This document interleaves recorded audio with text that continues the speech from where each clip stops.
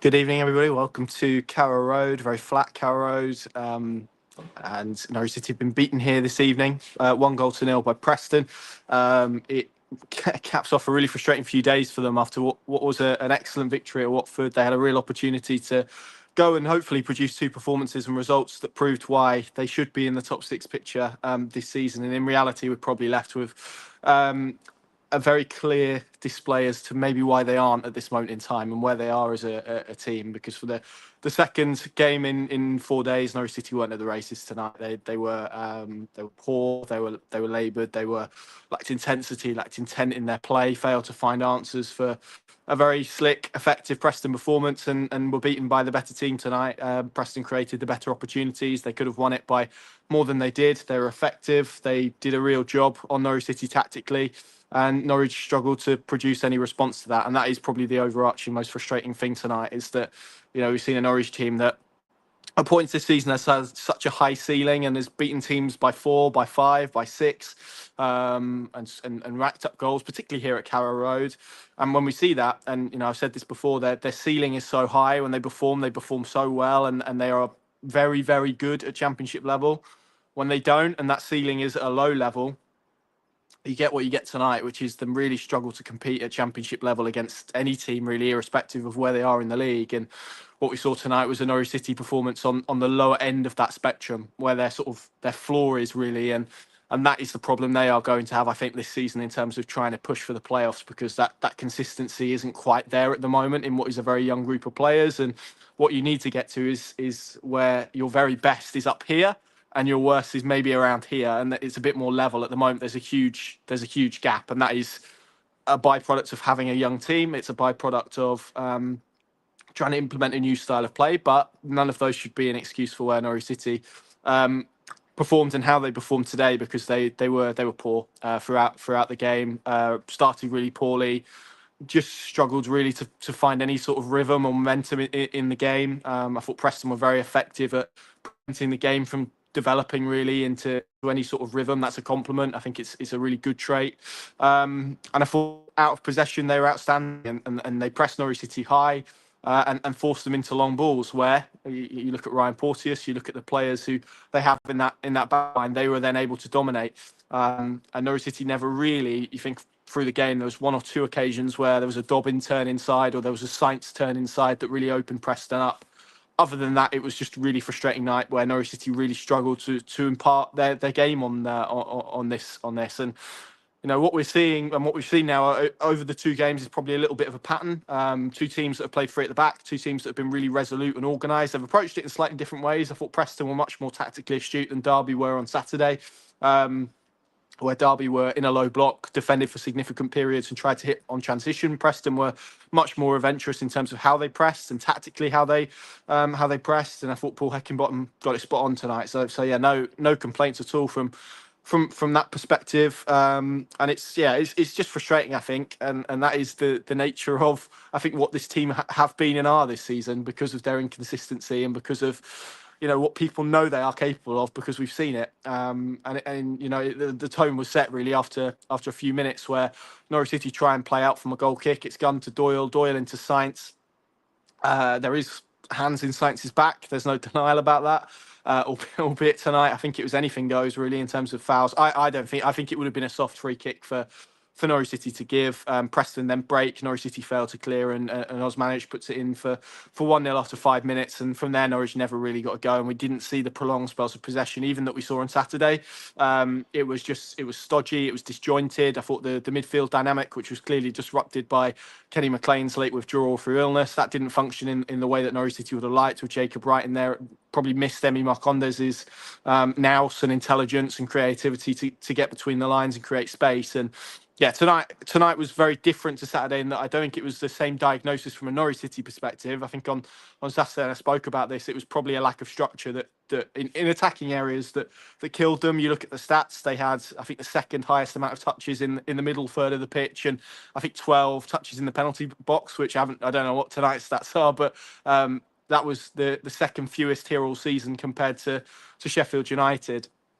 Tonight, I just thought they never got going in their performance, not for a lack of effort, just just one of those nights where individuals and collectives just really struggled to find their rhythm, their flow. Norwich didn't have the same sort of intensity and the same, ability with the ball in terms of they didn't seem to be able to progress it consistently. There were moments where they did it and flashes where they did it. And that, I think, feeds into what Preston did, because when you go man for man high up the pitch and you press them and you prevent Norwich City from playing out, a lot of the space was to go long and to chip balls or try to chip balls into Josh Sargent, into Borja Sainz, into Lewis Dobbin. And that's not a game that Norwich City want to play, and it's not a game that, and it's a game that Preston want to play. And Norwich City got tempted into that game far too often, particularly in that first half, where a lot of the balls that they were playing into Sargent weren't sticking, or they were playing him into wide areas where Dobbin and Sainz were up against two really physically imposing centre backs. So yeah, just tactically clever from Preston to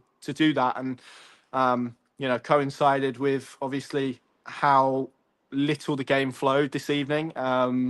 All of that contributed to just a really, really poor Norwich City performance, and one of those nights where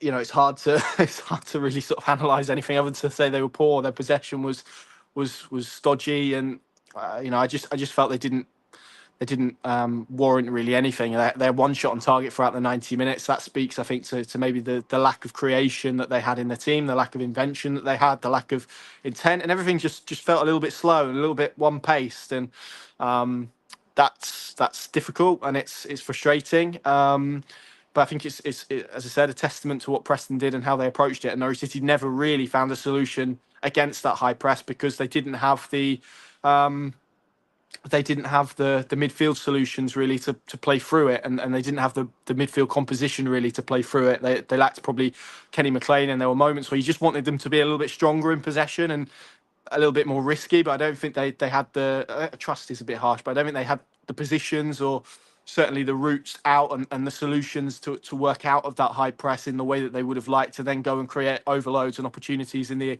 attacking half in the manner that they like. The opportunities tonight really came from them sort of gradually working themselves up the pitch through set pieces, through stoppages, and that result. So yeah, again, that's a credit to Preston, and you have to hold your hands up and accept when an opponent has come here and tactically outdone Norwich City. And I thought that was the case tonight, coupled obviously with Norwich City's failure really for individuals to step up and to prove why they should be in that team. And it's difficult, for example, for Jacob Wright. I think we could all see inside this stadium it wasn't his best performance tonight, but again, you have to wrap context around that. 25 minutes before kickoff, he wasn't in the starting 11. It was going to be Kenny McLean, and suddenly then you throw in a 19-year-old who's played very little senior football in his career, let alone this season, and he's asked to take on what is a massively important position from a Norwich City perspective, that requires a lot of coaching and experience to understand the type of positions that your centre-backs need you to make,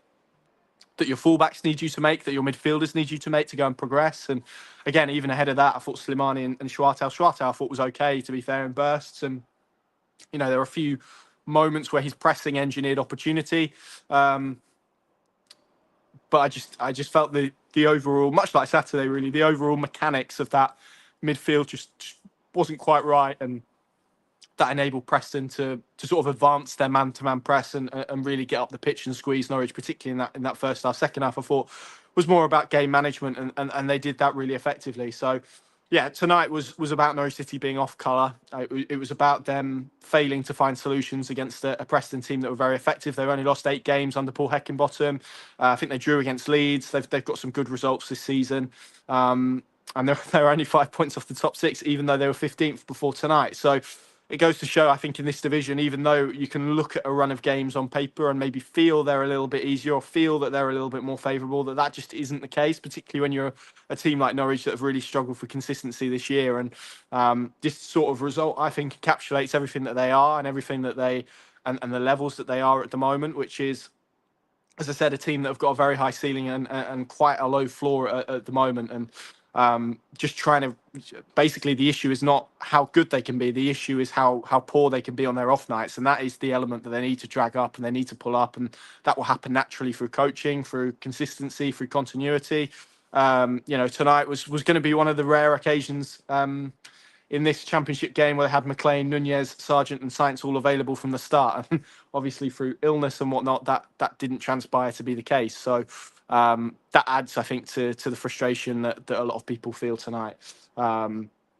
And yeah, it feeds into a lot of the frustration that Norwich fans felt at the end. And I can understand that completely because, I think the expectation that I had for the season was a little bit like this, to be honest, where we'd have some really good moments, we'd have some really poor moments. Tonight's a really poor moment, and it's difficult when you're in these things. I think when you feel like the team are moving to something new and are trying to move something new. I mean, this was, I think NCFC numbers put out a stat that's the youngest Norwich City team to play since 1999, and Shane Duffy was the only outfielder who was over 25, I think. So it's a remarkably young team that's out there, and that naturally comes with inconsistency as a byproduct.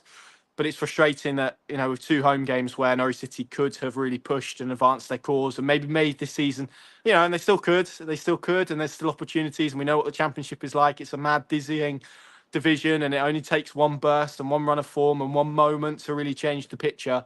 But tonight, it's hard, I think, to stand here, and I'm sure fans feel that on their walks home and when they left Carrow Road tonight, that sense of missed opportunity was frustrating. And to get 1 point from these 2 games isn't good enough, really, in terms of what they could have been. So it's frustrating in that regard, and hopefully with the games that are coming, Norwich City can work on that. And clearly they have Borja Sainz a little bit fitter and Josh Sargent a little bit fitter. He had to go off after 60 minutes because of a preservation of his fitness, and Borja Sainz clearly has been out for a prolonged period as well. So to drop him straight back in and expect that all to flow quickly is not possible. One positive I thought from tonight was Mateo Jurasek, who came on, and I thought in 15-minute cameo produced some really good moments. There was a really nice moment where he got outside of his man, real good burst of pace, and it was a lovely ball across the 6-yard box that was waiting to be tapped in, and no one in yellow and green was there. There was another moment with a really good cross, and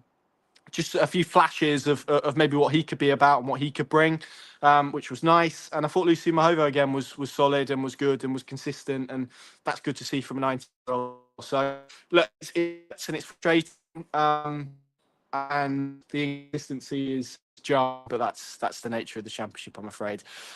I will leave it there for now. Clearly, look, I don't want to talk about a referee, so I'm not going to go down that wormhole. I think everyone who is inside Carrow Road tonight can make their own judgment on it. The fact, and both sides, by the way, the fact Preston have got a lad with a broken leg potentially, not for any malice or intent by Shane Duffy, but the fact that wasn't even given as a free kick is remarkable. There were loads of other countless decisions, but as the opening 13 minutes of this suggests, that wasn't the reason that Norwich City lost the game tonight.